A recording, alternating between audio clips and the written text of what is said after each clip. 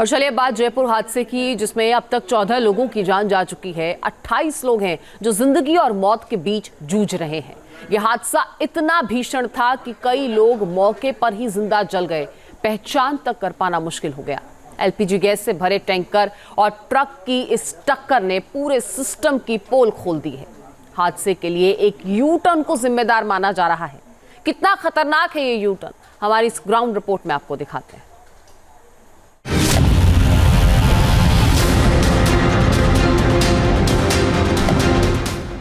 जयपुर में काल बना यू टर्न। सिस्टम की लापरवाही ने बेकसूर लोगों की जान ले ली। आग की लपटों ने सड़क को शमशान बना दिया। जयपुर में हुए जानलेवा हादसे की तस्वीरों ने हर किसी की रूह कंपा दी। कोई जलते हुए कपड़ों के साथ सड़क पर इधर उधर भागता नजर आया तो किसी को जान बचाने तक का मौका नहीं मिला।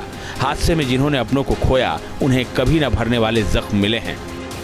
वो जैसे सुबह 5 बजे घर से निकला था, एनबीसी में उसकी ड्यूटी है, तो वो जैसे इधर से निकला तो ये हादसा हो गया। हादसे में वो चपेट में आ गया। वीडियो उन्हीं का वायरल हो रहा है? हाँ, उन्हीं का हो रहा है। वो जैसे उधर कोई बुला रहे थे उसको, तो वो पूरे कपड़े वपड़े उतार के और फिर उधर जाके और फिर वो एसएमएस में भेजा उनको। सीएनजी टैंकर में ब्लास्ट के बाद 200 मीटर के दायरे तक आग फैल गई और कई घरों के चिराग हमेशा हमेशा के लिए बुझ गए। हादसे के चश्मदीद शुक्रवार की काली सुबह के बारे में सोचकर भी सिहर उठते हैं। जब मैं आया ना तो मतलब वहाँ पे जाम लगा हुआ था। उसके बाद में जाम लगा हुआ था, इस साइड में है ना गैस भरा हुआ था, मतलब इस साइड में, इस रोड पे गैस भरा था। मैं देखा ये जाम, फिर मेरे पीछे है ना ट्रक आ गया, उस साइड में ट्रक आ गया। फिर मैंने देखा ये गैस के बदबू आने लगा। फिर मैं देखा कि अब यहाँ रुकना मतलब खतरे से खाली नहीं है। फिर मैं उतर के भागने लगा। जैसे ही कुछ मतलब 10 कदम आगे भाग रहे हैं, उसके बाद में भूम के मतलब आके लपट आया। उससे मेरे मतलब मुँह है ना झुलस गई।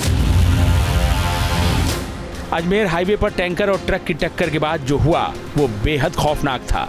हादसे के लिए उस यू टर्न को जिम्मेदार बताया जा रहा है जो बीते कई सालों से सिरदर्द बना हुआ है। जयपुर जिले में भाकरोटा चौराहे पर एक बड़ा हादसा होता है।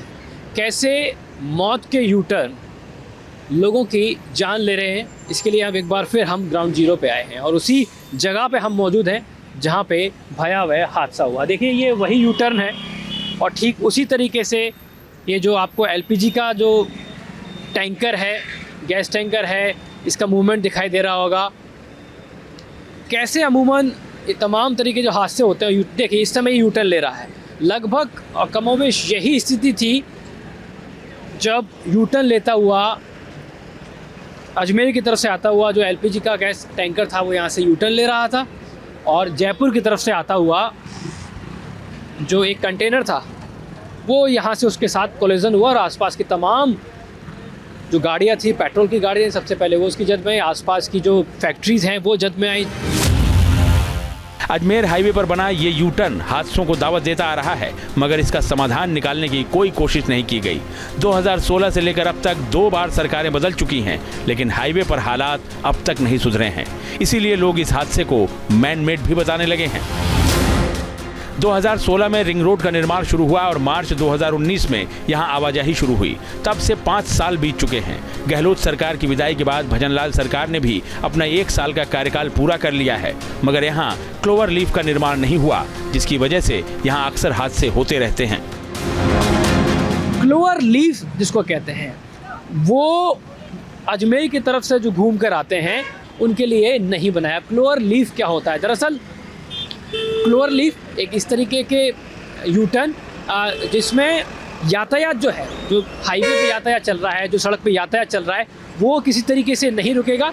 लेकिन फ़र्ज़ कीजिए कि अजमेर की तरफ से आने वाले किसी भी व्हीकल को यू टर्न लेके वापस रिंग रोड की तरफ जाना है, तो अब ये यू टर्न की वजह से बड़े हादसे सामने हैं। लेकिन अगर क्लोवर लीफ बन जाता है, क्लोवर लीफ को अगर समय रहते बना दिया जाता तो इस तरह के हादसे नहीं होते। ठीक पीछे कुछ किलोमीटर पहले ही क्लोवर लीफ के जरिए जो वापस रिंग रोड की तरफ जाने वाले व्हीकल्स थे, जो हैवी व्हीकल्स थे, जो गैस टैंकर भी हो सकते थे, वो यहाँ से रवानगी लेते अपनी और किसी तरह के हादसे नहीं होते। नेशनल हाईवे 8 यानी दिल्ली अजमेर हाईवे पर यू टर्न लेना मजबूरी बन चुका है, क्योंकि अजमेर से आने वाली गाड़ियों को अगर दिल्ली, मुंबई, कोटा, दौसा या आगरा जाना होता है तो यू टर्न लेकर ही रिंग रोड पर एंट्री मिलती है, क्योंकि क्लोवर लीफ के नाम पर यहाँ सिर्फ पिलर खड़े किए गए हैं जो शो पीस से ज्यादा कुछ नहीं है। 20 दिसंबर को हुए हादसे के बाद अब सिस्टम पर कई सवाल उठ रहे हैं। आरोप प्रत्यारोप का दौर भी चल रहा है और जांच की बात भी कही जा रही है। इसमें निश्चित रूप से एक ट्रांसपेरेंट निष्पक्ष इंक्वायरी हो, सिर्फ दोष डालने के लिए नहीं, सबक लेने के लिए, क्योंकि अगर आज हुआ है कल भी हो सकता है। लेकिन आप सही कह रहे हैं, वो जो पॉइंट है वो पूरे जयपुर हम सब जानते हैं बहुत दिनों से था वो, तो क्यों उसको टाइम पे पूरा नहीं किया गया, कौन उसके जिम्मेदार थे, कंस्ट्रक्शन में कौन इन्वॉल्व थे, कौन सी एजेंसी थी, कौन सा डिपार्टमेंट था, कौन सा ठेकेदार था और कौन सा पुलिस, यातायात, इन सब लोगों को पूरी जांच करने के बाद तथ्य का पता करना पड़ेगा। वो जो कट है वो पहले तो वैसे बंद ही था, उसके बाद शायद कुछ प्रशासन की ओर से, पुलिस की ओर से ये आया क्योंकि ट्रैफिक जैम्स हो रहे थे कि उसको खोला जाए, तो इसलिए शायद कुछ समय के लिए वो ट्रैफिक जैम की वजह से खोला होगा। लेकिन ये सारी चीज़ें हैं, क्या हुआ, कैसे हुआ, क्यों हुआ, आगे क्या कर सकते हैं, उस पर पूरी तरह से हम लोग एग्जामिन भी कर रहे हैं, मुख्यमंत्री जी भी कर रहे हैं, मैं भी कर रही हूँ, सब लोग इसमें लगे हुए हैं कि आगे ऐसी चीज़ें ना हो। हादसे की जांच के लिए एसआईटी बनाई जा चुकी है, मगर सवाल अभी भी वही है कि आखिर 5 साल बाद भी क्लोवर लीफ का निर्माण पूरा क्यों नहीं हुआ? आखिर मौत के इस यू टर्न का जिम्मेदार कौन है? जयपुर से आशुतोष शर्मा के साथ team news nation. News nation अब व्हाट्सएप पर खबरों के ताजा अपडेट के लिए न्यूज नेशन के इस क्यूआर कोड को स्कैन करें।